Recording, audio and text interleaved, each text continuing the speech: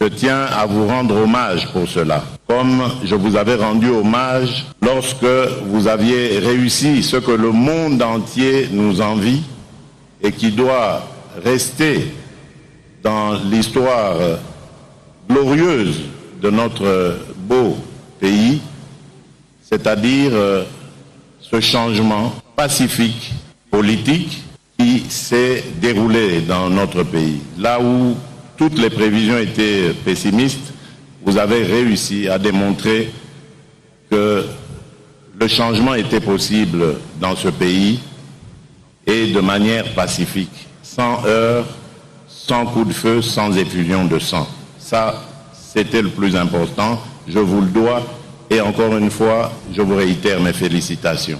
Maintenant, le plus dur reste à faire, et c'est pour ça que je vous ai appelé.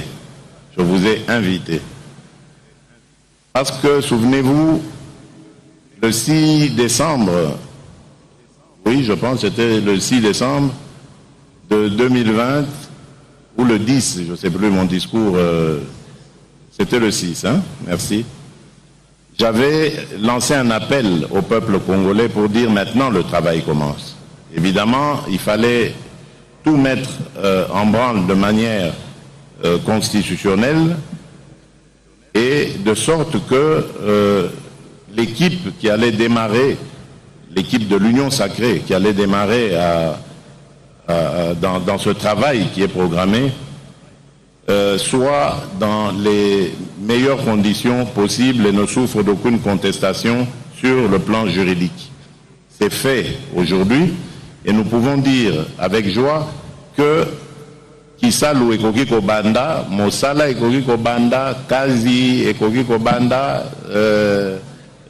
quoi encore j'oublie comme langue là, Mujimu ekoki kobanda. Voilà.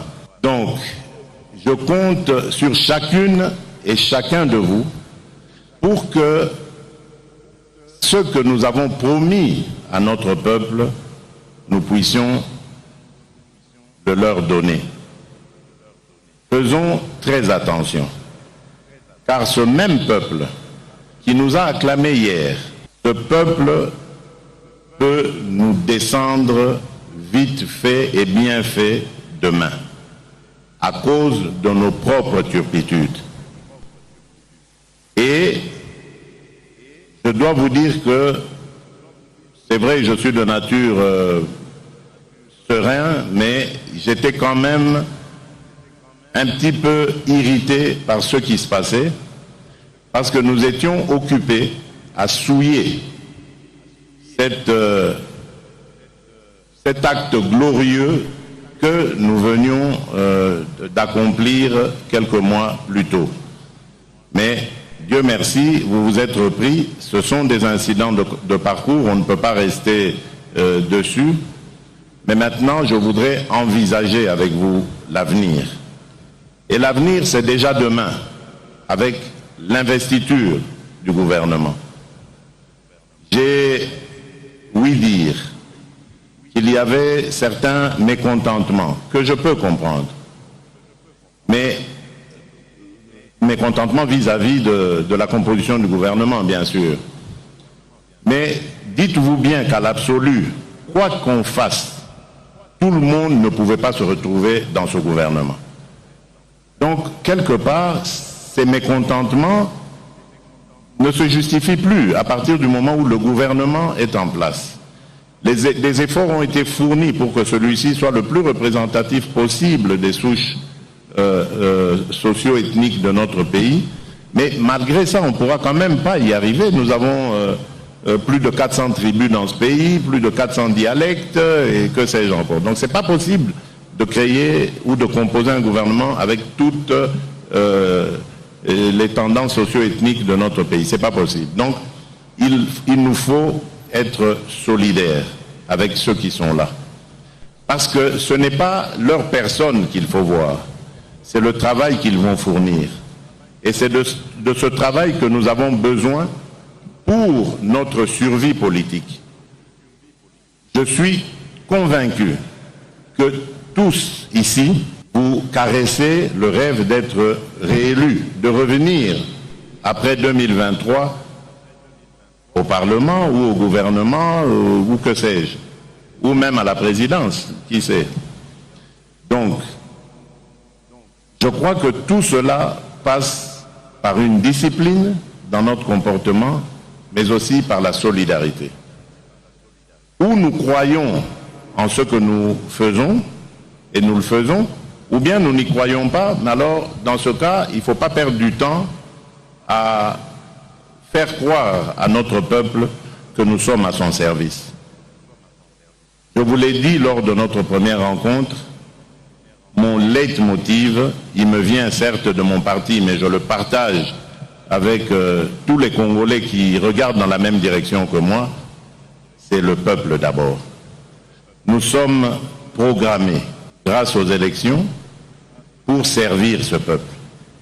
Et les signaux que nous avons émis récemment de tiraillement, de tension, qui peuvent être inhérentes à toute organisation humaine, étaient à la limite du négatif. Maintenant, qu'à cela ne tienne, corrigeons, rectifions le tir. Opérons autrement, faisons les choses autrement. Je disais donc que c'est déjà demain ce que nous devons faire avec l'investiture du gouvernement. Et après demain, c'est immédiatement le travail qui doit commencer. Là, je suis bloqué pour prendre certaines décisions radicales par rapport à la situation au Grand Nord et à l'Est de notre pays. Et ces décisions vont être, comme je l'ai dit, radicales, mais j'ai besoin, conformément à la Constitution, que le gouvernement soit en place. Et si vous pensez que nous avons encore du temps à perdre par rapport à l'urgence qui guette le pays à l'Est, par rapport à la survie de nos compatriotes, alors perdez ce temps. Mais si vous pensez que nous devons agir dès maintenant et très rapidement, alors s'il vous plaît, donnez-moi ce gouvernement et vous allez voir le travail que nous allons faire. Par là, je veux vous dire que la priorité des priorités, c'est la guerre, les violences, les meurtres de nos compatriotes à l'est du pays et dans le Grand Nord. Nous devons tous, comme un seul homme, nous dresser contre ça. C'est pour ça que je vous tire vraiment mon chapeau lorsque vous vous êtes accaparé de ce problème au niveau du Parlement, de l'Assemblée nationale, que vous allez très bientôt mettre en place une commission qui va accompagner mon action, je dirais, dans cette lutte contre cet ennemi invisible, mais à la fois visible parce qu'on sait d'une certaine manière d'où vient cette hostilité. Donc mettons-nous ensemble et nous réussirons ce pari. Moi je crois qu'il est possible. Ça c'est la priorité des priorités. L'autre évidemment c'est l'amélioration des conditions de vie de nos concitoyens. Nous avons vu que depuis le mois d'octobre, où les réunions des conseils de ministres ont été suspendues, le pays a commencé à flotter au niveau économique et social. Nous avons eu un certain nombre de problèmes. Heureusement quand même que le gouvernement sortant était là, mais n'empêche, on sent que le manque d'un gouvernement investi des pouvoirs parlementaires, mais surtout de la confiance du peuple, a eu un impact immédiat sur notre économie. Et donc très vite, nous agirons, mieux ça vaudrait, parce qu'à ce moment-là, nous allons pouvoir faire face de manière régalienne à cette période de flottement. Et pour ça aussi, j'ai besoin que nous allions vite en besogne. Ce sont là les grands axes sur lesquels nous devons très vite embrayer si nous ne voulons pas récolter la colère de notre peuple, mais surtout si nous ne voulons pas que notre pays s'enfonce dans une sorte de crise à n'en pas finir. La situation à l'Est devient, en plus d'être dramatique, urgente, et la situation sociale également. Pour le reste, ce sera de la gestion quotidienne et j'attends de vous le changement, car comme je vous l'ai dit, je ne viens pas avec des méthodes d'autorité morale, de dirigeants qui voudraient décider de tout. Je veux que chacun et chacune de vous puisse apporter sa pierre à l'édifice. Vous êtes des représentants de notre peuple. Et c'est grâce à vous que demain, si nous voulons renouveler cette aventure, nous allons gagner. Parce que vous devez briller, chacune et chacun d'entre vous, dans vos circonscriptions respectives. Voilà pourquoi, dès la fin de cette session de mars, il faut que chaque député retourne dans son fief. Le gouvernement devra faire un effort pour trouver à chacune et à chacun de vous un petit montant, un petit quelque chose qui pourrait l'aider à pouvoir faire son travail. À pouvoir faire son travail de député, de représentant du peuple dans sa circonscription. Il faut que vous nous rameniez en septembre des rapports circonstanciés sur les besoins réels et les attentes de nos populations. Cela est très important parce que ça permettra à ceux qui gouvernent le pays de pouvoir mettre en œuvre une politique efficace, de savoir par rapport au programme qui va vous être présenté et que je vous demanderai d'adopter, quels sont les éléments ou les secteurs dans lesquels il faut encore fournir des efforts, les autres où on peut dire qu'ils sont satisfaisants, ainsi de suite. À côté de ça, il y a toute une série de réformes que nous attendons. La première étant celle du processus électoral, et je me réjouis de savoir que vous y travaillez déjà, vous vous y penchez, parce que je voudrais tordre le cou à ces spéculations bêtes et méchantes qui alimentent notre classe politique et qui consistent à dire que nous voulons éviter les élections en 2023. Regardez-moi bien, lisez sur mes lèvres, je vous le dis, je vous le confirme, il y aura bien élection en 2023. Je suis issu d'un moule dans lequel on m'a forgé pour les élections. Les élections sont le seul, pour nous, le seul thermomètre qui peut indiquer la bonne marche d'un pays. Il n'y en a pas d'autre. On ne s'éternise pas au pouvoir. Ici, l'idée est de simplement bien faire les choses. Nous avons connu des élections tumultueuses dans ce pays. Moi, je n'en veux plus. Je veux que si demain nous organisions des élections, il n'y ait plus de contestation. On n'ait plus une ribambelle de candidats à la Cour constitutionnelle ou ailleurs en train de brandir leurs preuves d'élection ou de ceci et cela. Ça ne va pas.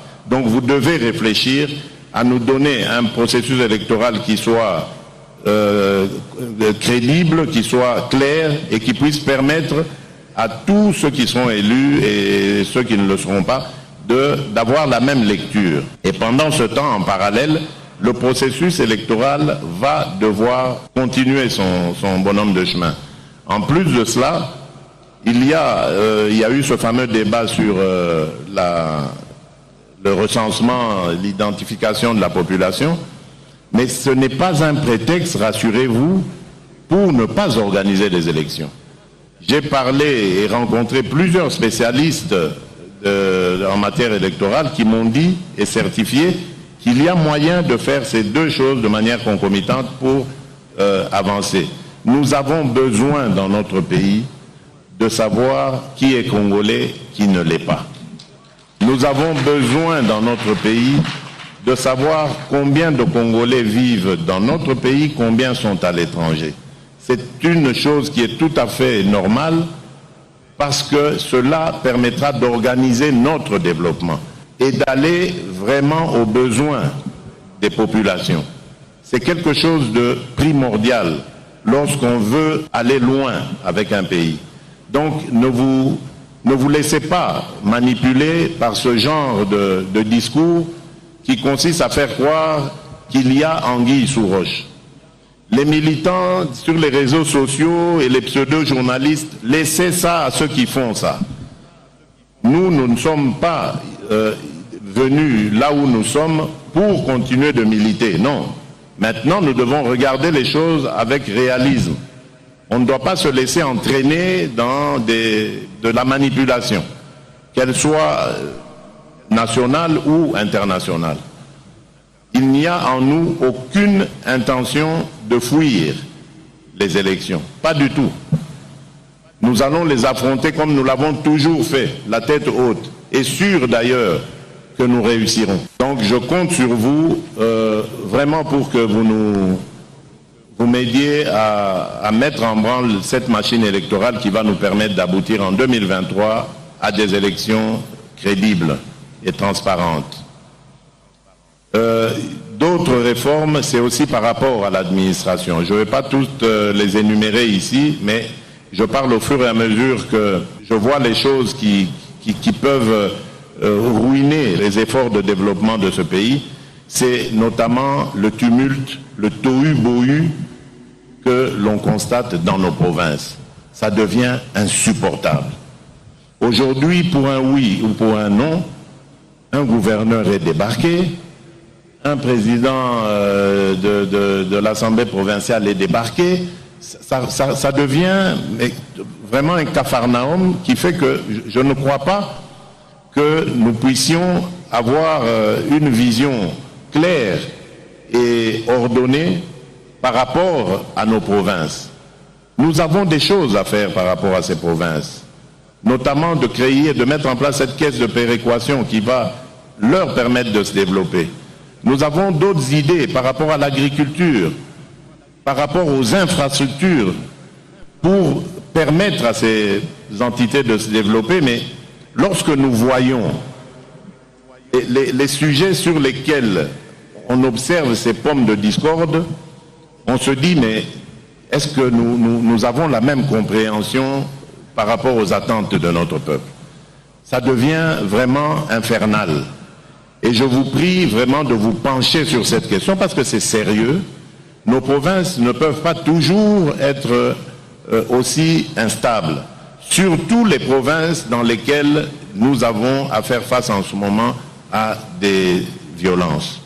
On ne peut pas continuellement les déstabiliser. D'ailleurs, pour l'une d'entre elles, j'ai déjà même une idée, mais elle sera provisoire, c'est pour ça que j'ai besoin de ce gouvernement. Mais dans l'absolu, il faudrait vraiment que vous réfléchissiez à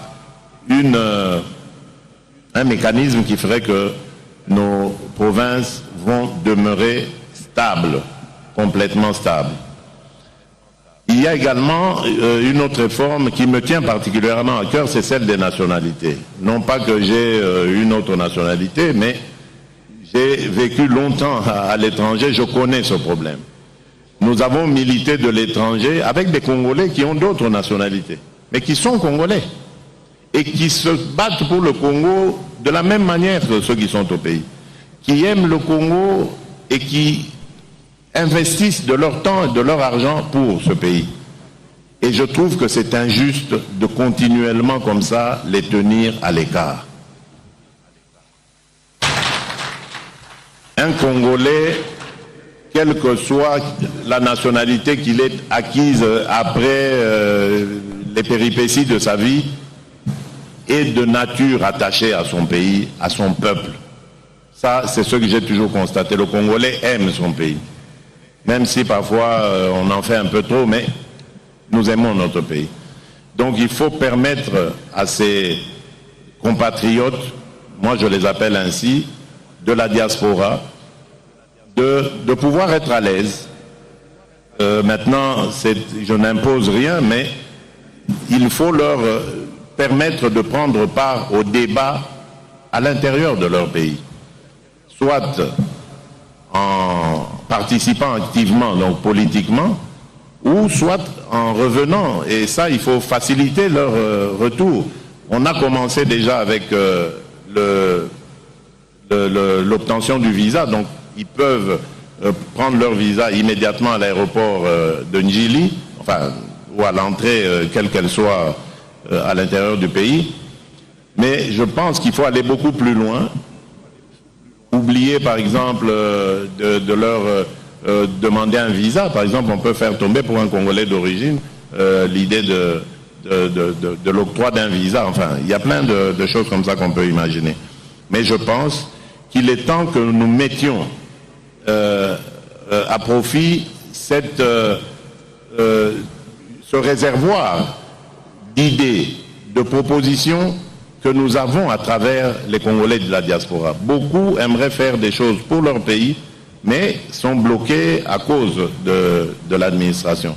Donc je crois que c'est aussi important de voir les choses de cette manière. Donc je vais peut-être m'arrêter là. Nous avons beaucoup d'autres réformes à faire. Dans la justice, par exemple, nous voyons comment notre justice, malgré les premières réformes qui ont été faites, n'a toujours pas amélioré son image. Je crois que ça, c'est important pour l'état de droit que nous voulons, que les Congolais, d'abord, pour commencer par eux, se sentent protégés par une justice crédible, une justice pour tous, mais également les étrangers qui vont venir avec leurs investissements. C'est important qu'ils sachent que au Congo, il y a des institutions qui vont protéger leurs investissements. C'est du bénéfice pour nous, pour nos populations, pour notre économie. Et donc, avec la justice, nous pourrons combattre les antivaleurs. Ça, je vous le dis, mesdames et messieurs, c'est plus qu'important.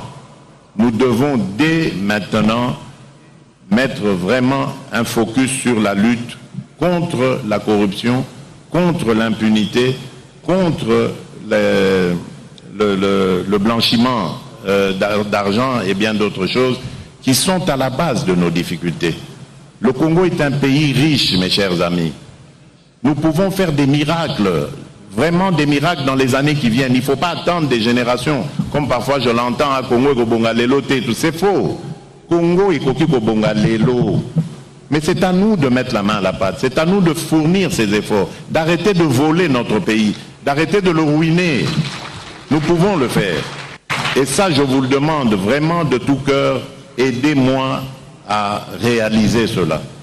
Vous verrez que ce pays sera non seulement un havre de paix, mais un Eldorado pour les Congolais d'abord. Et nous pourrons même, tellement qu'on sera heureux ici, faire venir même des autres populations africaines pour vivre avec nous ici. Mais faisons cet effort, s'il vous plaît. Nous allons avoir un pays qui, je vous le dis déjà, du poste de pilotage où je suis là, le nombre d'intérêts qui se manifestent pour notre pays à tous les niveaux, c'est impressionnant. Et tout ça malgré l'image de guerre, de violence, de corruption que nous émettons jusque-là.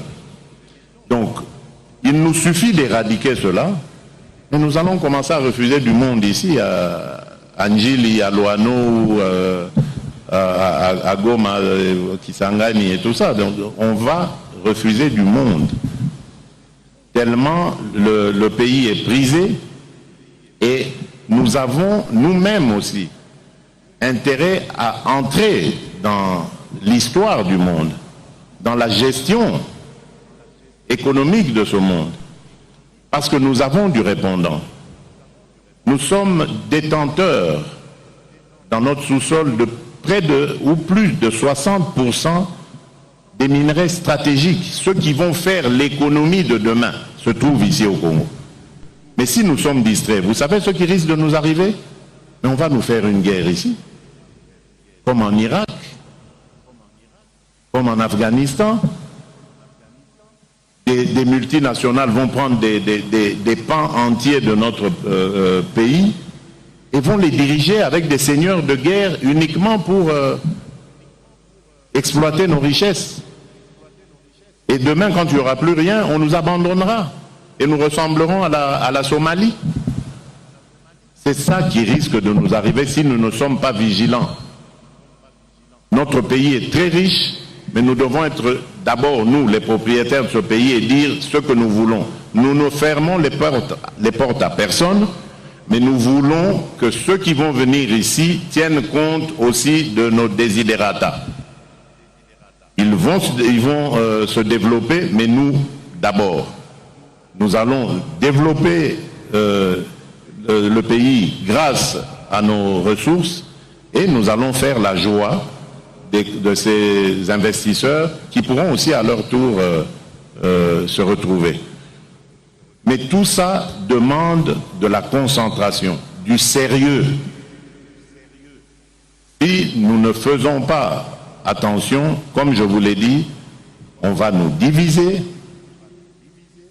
on va nous séparer pour notre propre malheur. Et nous n'aurons que nos yeux pour pleurer. Et moi, ça ne m'a jamais traversé l'esprit comme scénario. Donc je ne suis pas prêt, c'est pour vous montrer la détermination que j'ai, je ne suis pas prêt à vivre un tel scénario.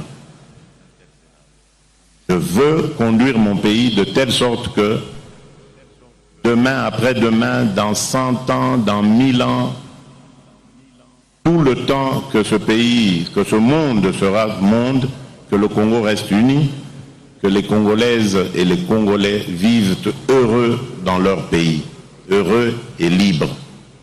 Et ça, c'est possible, ça dépend que de nous. Parce que lorsqu'on vient déstabiliser un pays, on ne le fait pas directement de l'extérieur. On le fait grâce à des répondants que l'on trouve à l'intérieur. Et si nous ne faisons pas attention, nous restons distraits, moi j'appelle ça de la distraction, alors à ce moment-là, oui, on nous déstabilisera. Mais battons-nous parce qu'il n'est pas question qu'on vive cela.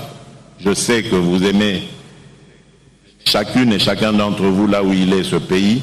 Vous y êtes attachés comme moi et je sais que je peux attendre de vous la même détermination pour garder ce pays uni et le développer pour le bonheur de nos populations.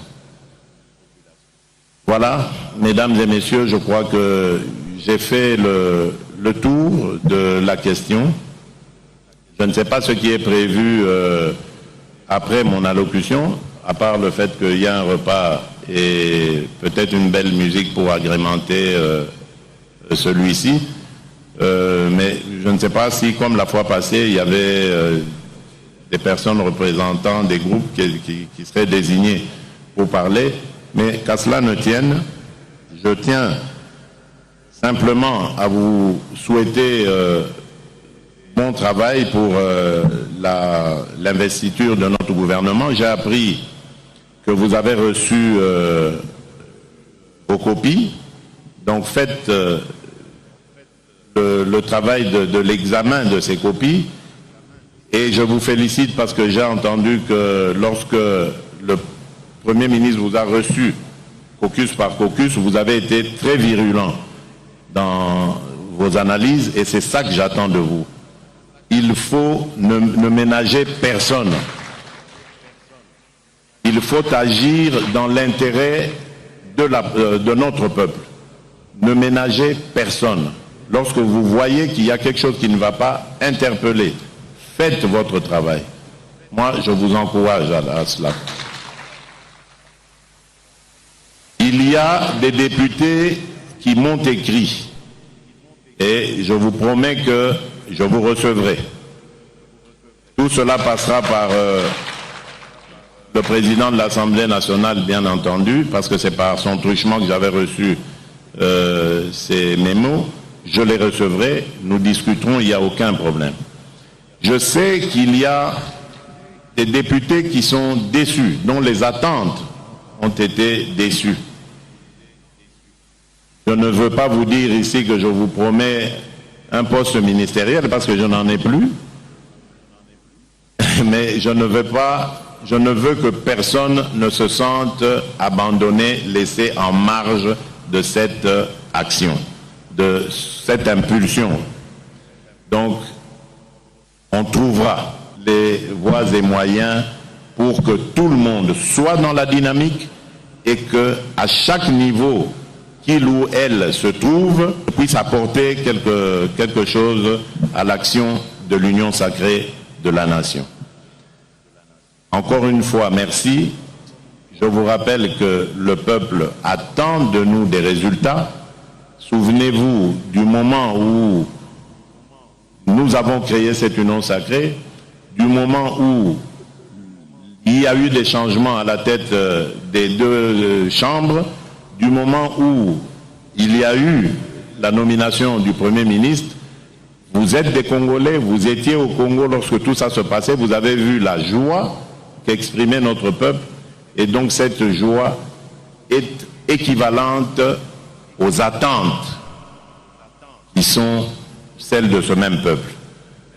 Et ces attentes sont tellement pressantes que nous n'avons pas droit à l'erreur. Malheureusement, nous arrivons à un moment de l'histoire où notre peuple a tellement vu des choses, tellement entendu des déceptions et autres, qu'il ne nous donnera pas le droit à l'erreur. Donc, retroussons les manches, mettons-nous au travail, c'est ce que le peuple veut. Je vous remercie, que Dieu vous bénisse.